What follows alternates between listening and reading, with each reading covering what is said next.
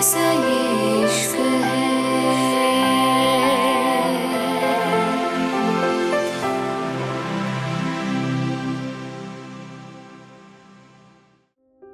Mumbai, paint house.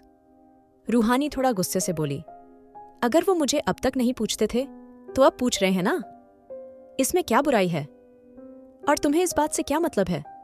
वो मुझे पूछते थे कि नहीं? रूहानी की बात पे रिवांश ने उसको झटके से पकड़ के वहीं तरफ करा था और उसके मुंह को अपनी तरफ करते हुए बोला, मुझे तुम्हारी बकवास नहीं सुनने में कोई इंटरेस्ट नहीं है, और ना ही मेरा। और तुम्हारा ऐसा कोई रिश्ता है जो मैं और तुम इस तरह बात करें, इसलिए जितना पूछा जाए तमीज से सिर्फ इतना जवाब दो। जो लोग अब तक तुम्हें इतना बुरा कहते थे, आखिर अचानक से वो तुमसे मोहब्बत कैसे करने लगे? रिवांश की बात सुन के रूहानी गहरी सांस लेते हुए बोली, पता नहीं, उन्होंने मुझे बुलाया है और मैं अभी वहां गई नहीं तो मुझे कैसे पता होगा उन्होंने मुझे क्यों बुलाया? रूहानी की बात पे रिवांश उसके बालों को सही करते हुए बोला, लेकिन मुझे लगता है कल डैड ने तुम्हें बोला था तुम उन लोगों से नहीं मिलेगी।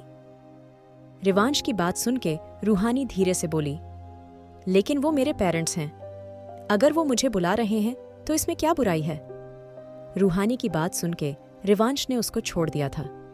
रिवांश उसको देखते हुए बोला, ठीक है, जैसी तुम्हारी मर्जी, जहां जाना है जाओ, वैसे भी मुझे कोई फर्क नहीं पड़ता। सिर्फ मॉम और डैड पूछ रहे थे, इसलिए मैंने तुमसे पूछा। इतना कह के रिवांश चला गया था। उसके जाने के बाद रूहानी उसकी कई बातों के बारे में सोचने लगी थी। एक तरह से रिवांश सही कह रहा था। रुद्राक्ष उसकी इतनी केयर करता था, अगर उसने कुछ बोला था तो इसका मतलब था उसको रूहानी की फिक्र थी। लेकिन फिलहाल रूहानी को कुछ समझ नहीं आ रहा था। उसके पेरेंट्स उसको वापस मिले थे, उसको इस बात की खुशी थी और वो इस खुशी को एंजॉय करना चाहती थी। शेखावत इंडस्ट्रीज। रिवांश कोई फाइल चेक कर रहा था, तभी मैक्स उसके पास आते हुए बोला, आज शाम याद है ना, वहां काफी लड़कियां आने वाली हैं और हमें सबको बचाना है। रिजोटो सब लड़कियों को तुम्हें ही देगा, बस तुम्हें गुस्से से नहीं समझदारी से काम लेना है। रिवांश मैक्स की बात सुन के रिवांश आराम से बोला, मैं समझदारी से ही काम करता हूं अंकल, आई थिंक आपको मेरी फिक्र करने की जरूरत नहीं है। रिवांश की बात सुन के मैक्स आराम से बोला, फिक्र करने की जरूरत है रिवांश, इसलिए तुमसे कह रहा हो, मुझे अच्छा लगेगा अगर तुम मेरी बात को समझोगे। मैक्स की बात सुन के रिवांश धीरे से बोला, मैं समझ रहा हूं, मॉम डैड कैसे हैं? रिवांश की बात सुन के मैक्स आराम से बोला, ठीक है। मैक्स की बात पे रिवांश धीरे से बोला, बड़े पापा के आने से कोई तमाशा तो नहीं हुआ ना? रिवांश की बात सुन के मैक्स कुछ सोचते नहीं, कोई ड्रामा नहीं हुआ, सब ठीक है। मैक्स की बात सुन के रिवांश कुछ सोचते हुए बोला, ठीक है, आप ये फाइल डैड को से दीजिए, मैं पता करता हूं रिजोटो इस वक्त कहाँ है। रिवांश की बात सुन के मैक्स ने सर हिला दिया था। जन्नत विला। सब लोग मेन हॉल में बैठे हुए थे। हया और रुद्राक्ष भी आज यहीं थे। वीना ईशान को देखते हुए बोली, ईशान, क्या तुम्हें अरीना की याद नहीं आती? वीना की बात सुन के अरीना ने हैरानी से वीना को देखा था, लेकिन उसको थोड़ी देर बाद समझ आ गया था वीना किस अरीना की बात कर रही है। उसको अरीना से नफरत नहीं थी, लेकिन उसको अरीना के नाम से पता नहीं क्यों अच्छा नहीं लगता था। उसका नाम भी अरीना था, लेकिन पता नहीं क्यों अरीना के नाम से उसको अपनी माँ की याद आती थी, ईशान के धोखे की याद आती थी। वीना की बात सुन के रुद्राक्ष धीरे से बोला, चाची, मुझे लगता है ये पर्सनल बात है और आप भाई से ये बात अकेले में भी पूछ सकती हैं, फिर इसे सबके सामने? रुद्राक्ष अरीना की तरफ इशारा करते हुए बोला, तो ईशान भी धीरे से बोला, माँ, अरीना मेरी बीवी थी तो उसकी याद मुझे क्यों नहीं आएगी? लेकिन अब वो मेरे साथ नहीं है और मेरी बेटी अरीना है, तो मुझे लगता है मुझे अपनी बेटी अरीना पे फोकस करना चाहिए। ईशान की बात सुन के रुद्राक्ष गहरी सांस लेकर बोला, चाची, अरीना भाभी हमारे दिलों में है, वो जहां कहीं भी होंगी खुश होंगी। अगर वो आज भी इस परिवार में वापस आना चाहती है तो हम सब उनके इस फैसले से खुश होंगे, लेकिन अगर वो ऐसा नहीं चाहती और अपनी जिंदगी ऐसे ही जीना चाहती हैं और खुश हैं तो ठीक है।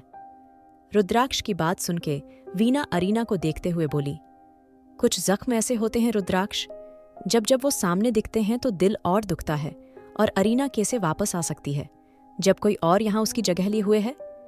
क्या वो अपने सामने खुद के साथ हुए धोखे को देख पाएगी?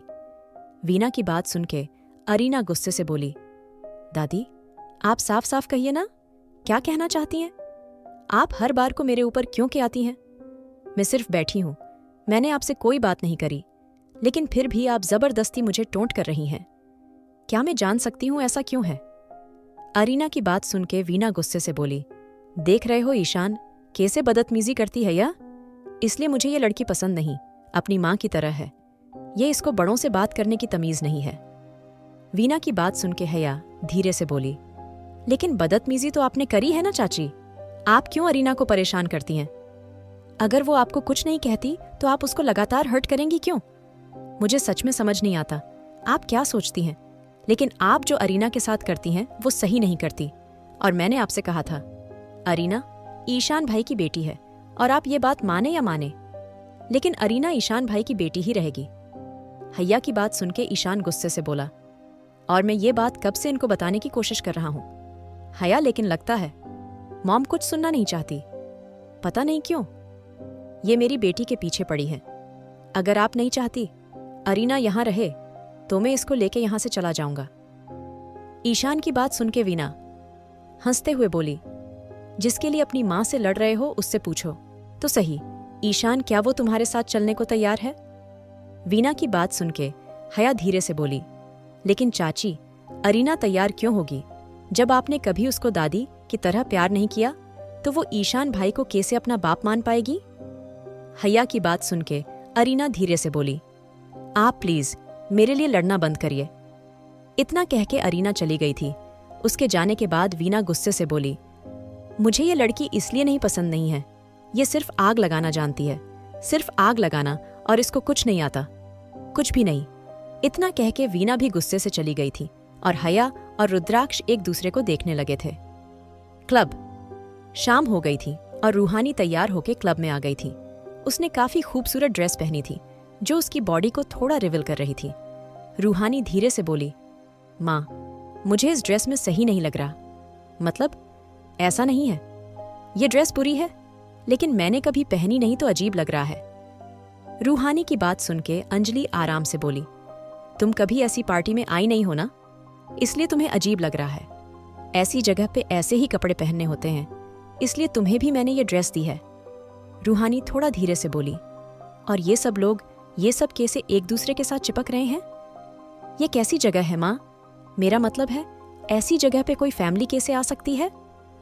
अंजलि इस बार चिढ़ते हुए बोली, देखो रूहानी, तुम यहाँ पहली बार आई हो इसलिए तुम्हें ऐसा लग रहा है, और हमने तो तुम्हें इसलिए बुलाया था ताकि तुम्हें सबसे मिला सकें, अपनी बेटी की तरह। लेकिन अगर तुम्हें अच्छा नहीं लग रहा तो तुम जा सकती हो, हम बिल्कुल जबरदस्ती नहीं करेंगे।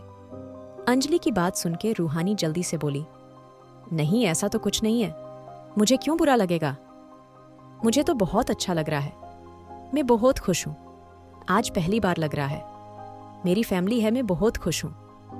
रूहानी खुश होते हुए बोली तो अंजलि ने सिर्फ सर हिला दिया था। कुछ देर बाद रूहानी बोर होने लगी थी। अंजलि तो किसी के साथ बिजी थी और रूहानी एक कोने में बैठी थी। काफी लड़के उसको देख रहे थे, लेकिन वो किसी को नहीं देख रही थी। उसको किसी में इंटरेस्ट नहीं था। वो तो यहाँ बस अपने पेरेंट्स के साथ आई थी, जिनको उसको छोड़कर सबकी फिक्र थी। रूहानी को अकेले देख के एक वेटर धीरे से बोला, मेम ड्रिंक? रूहानी वेटर को देख के डरते हुए बोली, नहीं। उसने इतना कह के सामने देखना शुरू कर दिया था। वेटर फिर से रूहानी को देखते हुए बोला, मेम, आप किसी को ढूंढ रही हैं? रूहानी धीरे से बोली, नहीं, मैं किसी को नहीं ढूंढ रही। इतना कहकर रूहानी उठ गई थी जब अचानक ही कोई उसके करीब आकर बोला, क्या हुआ? कोई इतना खूबसूरत होकर अकेला कैसे रह सकता है? आखिर क्या करेगी अब रूहानी? क्या करने वाली है अंजलि उसके साथ? जानने के लिए सुनिए married to cold hearted billionaire. और अगर आपको एपिसोड पसंद आया तो लाइक, शेयर और सब्सक्राइब करना ना भूलें।